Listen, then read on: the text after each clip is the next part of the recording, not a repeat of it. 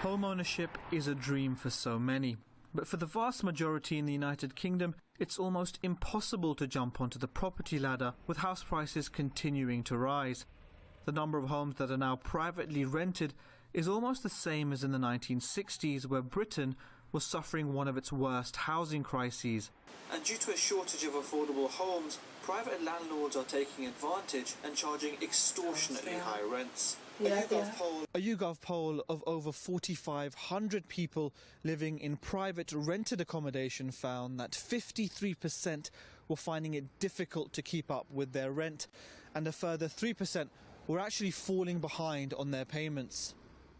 The survey also found that 32% of renters sacrificed basic winter essentials, including heating, to ensure they could pay their rent.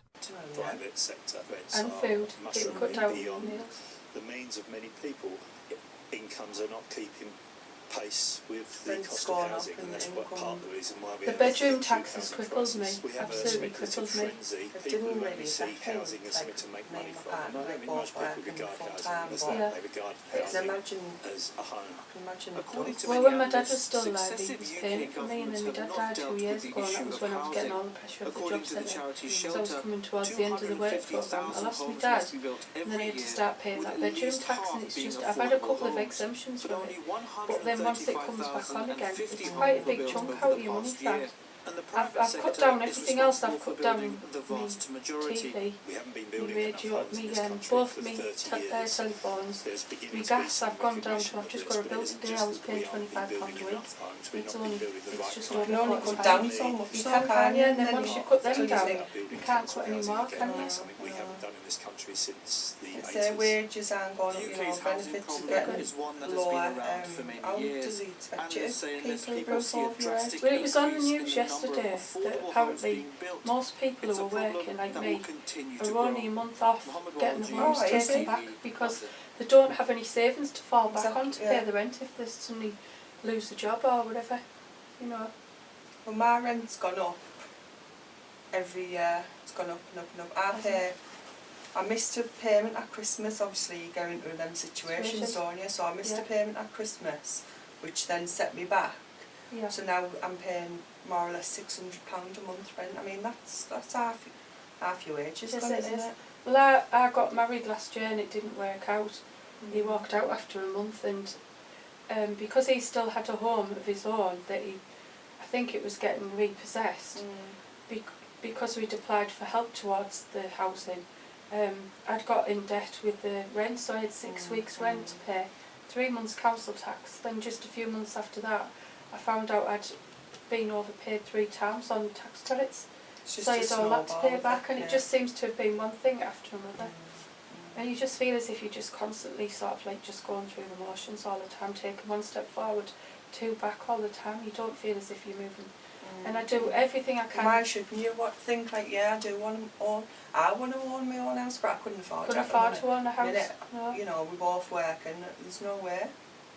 Cost of living is just ridiculous. so high, and not only that, another thing that's frustrating me, because I'm in social housing, is we've had a couple of new neighbours come in where elderly people have moved out. One died, the other one's been put into a smaller accommodation because he needs care because he'd had a stroke, and they've put younger people in those 2 houses. They're both single mums like me, so they'll both be getting charged the bedroom tax, but because it's social housing and the houses weren't in such a good state, they've done all sorts of theirs, put new fences up, done all sorts of theirs, and they hardly touched ours. No. It's not fair, is it? No. And exactly, I know, like my landlord, they've brought a new rule out. There's certain things like in your house you have to fix yourself. I mean, I'd had a leak before, and they were saying, well, can you not stop it? I was like, well, I'm not a plumber, do you know what I mean? I pay enough rent, you just need to come out now. And what they said is, if we come out and it isn't an emergency, then I'll get charged. I think it was something like £60 for the call-out fee. That's disgusting, isn't it? Yeah. I said, really disgusting. My thing, you know, it's leaking. Someone just come out. That's what I pay my rent for. And I pay service charges on top of that. The thing I find is it's hard to get in touch with them if you want repairs doing. Because I'm doing them 3 jobs and I don't drive and I'm not computer confident, it takes me longer to do the things. And when you phone up, you put in a queue with about 12 people. Well, you don't have the time to sit on the phone. And then you think, oh, I'll do it later, and then you don't get round to doing it. And then the same with benefits. If you have any issues with the benefits that you've got to sort out, you phone up and you're on the line for about 3/4 of an hour. Well, then by the time I get through, it's time for me to go off to work. So I'm just getting through, and it's time to go to work. And it is. I don't know how they don't do a free phone number.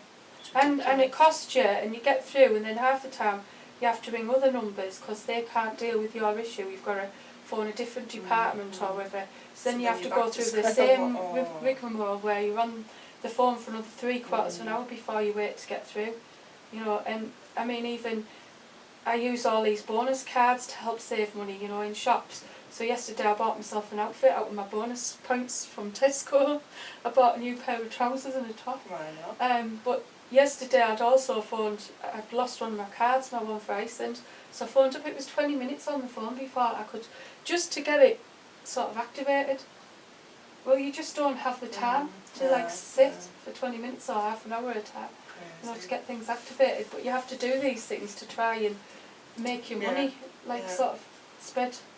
I plan ahead, I plan Christmas, I started Christmas shopping already, and just after Christmas I start putting things away for people's birthdays. So I'm constantly putting stuff away when I see things in sales, or I see like clothes for my son, like it was his birthday last month.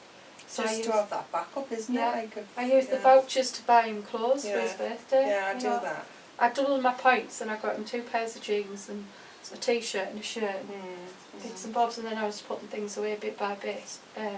So I had a big carry bag full of presents for him, but it's because I'd done it that way, and that's the only way I can do it. I can't afford to buy things out of like catalogues and things like that, or on like store cards and things, because they actually ask for your payment before you actually get your money, and that's how you can get into a cycle of debt.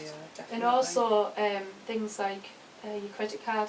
I have a credit card, but I usually use it for one thing, pay it off in full, so then I'm not paying the interest on it.